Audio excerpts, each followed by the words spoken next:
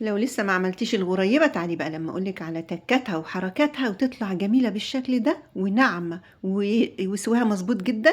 يلا بقى نبتدي كده ونقول بسم الله. عندي هنا نص كوباية من السكر، دي مقادير المعيار الواحد. نص كوباية من السكر البودرة، ويستحسن نجيب السكر البودرة الجاهز علشان ما يطلعش معايا خشن ويبوظ الوصفة.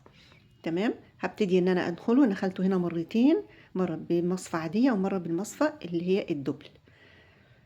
عندي كوباية من السمنة. السمنة دي متسيحة، سمنة بلدي ومتسيحة ومحطوطة في التلاجة، لازم تكون في التلاجة يعني ساقعة. تمام. هبدأ ان انا اضرب بالمضرب كده بالشكل ده. 3 مكونات بس هي الغريبة كده، 3 مكونات بس، بسم الله ما شاء الله. بس اهم حاجة المقدار يكون مظبوط بالشعرة. تمام. ضربته كده لحد ما بقى كريمي، ونزلت بيه 2 باكت من الفانيليا. ريحتها بتبقى جميلة جدا. هبدأ ان انا اضربها بالشكل ده لما تبقى كريمي واللون يبيض تماما لحد ما تبقى كده زي الكريمة بالظبط. هنزل هنا بمعلقة من اللبن البودر، ده بيديها طعم ونكهة كده جميلة جدا. عندي هنا بقى كوبايتين من الدقيق، هنزل واحدة واحدة، وهبتدي ان انا اعجن بصوابعي مش بكف ايدي، كده بالشكل ده. شايفين؟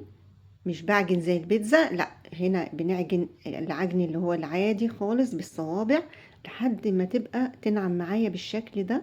شايفين؟ اهي لمت معايا.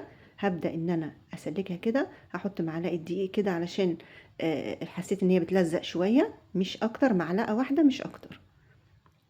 تمام. هغطيها بقى كده ببلاستيك، بكيس بلاستيك، واحطها في التلاجة ربع ساعة بحيث ان انا اعرف شكلها. شايفين اهي؟ جربتها طلعت ما شاء الله، لا بتشقق ولا اي حاجة. كده ده اختبار بسيط. هعمل واحدة كده واحطها في الفرن عشان اتأكد ان هي تمام ومظبوطة جدا. طلعت معايا بسم الله ما شاء الله لما طلعتها تمام. هكمل بقى بقية السيجان بتاعتي.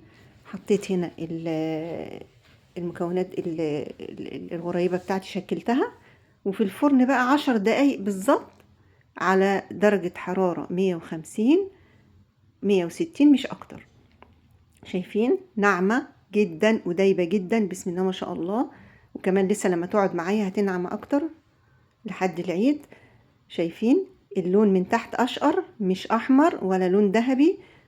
هبدأ ان انا ارصها بعد ما تبرد بالشكل ده في علبة بغطا او في علبة بلاستيك او في اي حاجة لحد ما احطها في طبق التقديم. وبالهنا والشفا، وكل سنة وانتم طيبين، ويعود عليكم الايام بخير يا رب.